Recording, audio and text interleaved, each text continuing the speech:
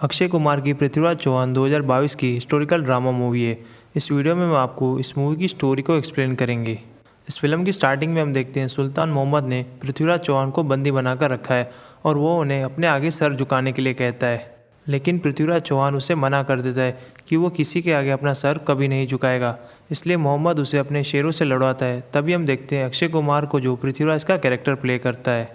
उसके बाद पृथ्वीराज सिर्फ शेरों की आवाज़ सुनकर उन्हें मार देता है, क्योंकि मोहम्मद ने पृथ्वीराज चौहान की आंखें निकाल दी थी।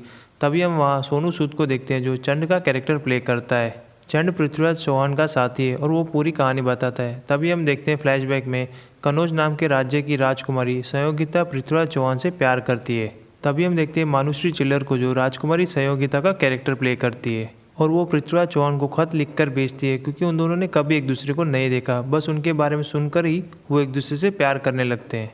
उसके बाद हम देखते हैं मोहम्मद के भाई मीर हुसैन का एक सिपाही पृथ्वीराज चौहान के पास आता है और दोस्ती का हाथ बढ़ाने के लिए कहता है। क्योंकि मोहम्मद और मीर हुसैन अलग हो गए हैं, इसलिए मीर हुसैन मोहम्मद को मारने के लिए पृथ्वीराज से दोस्ती करना चाहता है।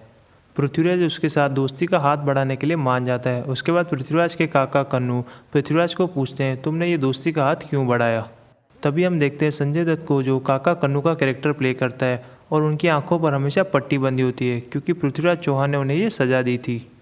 तभी पृथ्वीराज चौहान काका से कहते हैं, हमें हमेशा दोस्ती का हाथ बढ़ाना चाहिए, वो भले ही हमारा दुश्मन क्यों ना हो। उसके बाद पृथ्वीराज और मीर हुसैन आपस में दोस्त बन जाते हैं। उसके बाद मोहम्मद पृथ्वीराज चौहान को युद्ध के लिए ललकारता है।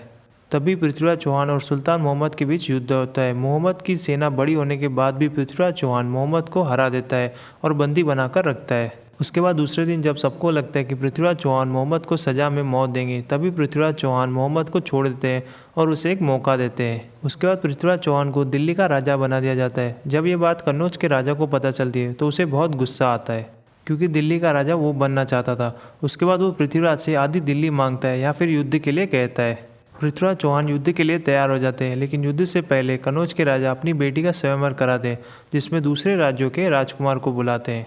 लेकिन कन्नौज की राजकुमारी संयोगिता पृथ्वीराज चौहान से प्यार करती है।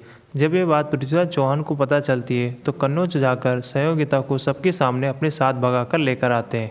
उसके बाद पृथ्वीराज चौहान पूरे रीति रिवाजों के साथ संयोगिता से शादी करता है और उसे कुलदेवी मंदिर दर्शन के लिए लेकर जाता है।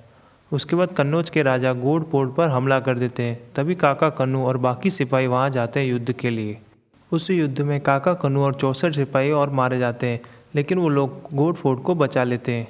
उसके बाद कन्नौज के राजा दिल्ली के व्यापारी को सुल्तान मोहम्मद के साथ सौदा करने के लिए कहता है और पृथ्वीराज चौहान को जिंदा बंदी बनाकर लाने के लिए कहता है, और इसमें उसे कन्नौज के राजा का भी साथ मिलेगा। उसके बाद मोहम्मद पृथ्वीराज चौहान को फिर युद्ध के लिए ललकारता है और उन दोनों के बीच में फिर युद्ध होता है।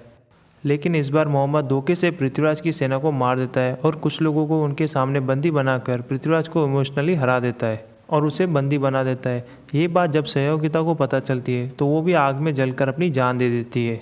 उसके बाद मोहम्मद पृथ्वीराज को बंदी बनाकर उनकी आंखें निकाल देता है और उसके बाद वो चंड को कैद कर देता है, जो पृथ्वीराज चौहान के साथ होता है। चंड मोहम्मद को कहता है कि तुमने हमारे राजा को धोखे से हराया है, वरना वो आज भी हमारे लिए महावीर है। और उसके दूसरे दिन जब मोहम्मद पृथ्वीराज चौहान को चुनौती देता है, तभी पृथ्वीराज चौहान मोहम्मद को सबके सामने चुनौती देता है कि दोनों के पास एक तीर हो और एक मौका हो, या तुम मुझे मार दो या फिर मैं तुम्हें मार दूं। मोहम्मद ये चुनौती मानता है और वो दोनों एक दूसरे पर निशाना लगाते हैं, लेकिन पृथ्वीराज चौहान बच जाते हैं और मोहम्मद मर जाता है। उसके बाद मोहम्मद के सिपाही पृथ्वीराज चौहान और चंड पर तीरों से वार कर उन दोनों को भी मार देते हैं। और इसी के साथ ये मूवी यहीं पर ख़त्म होती है।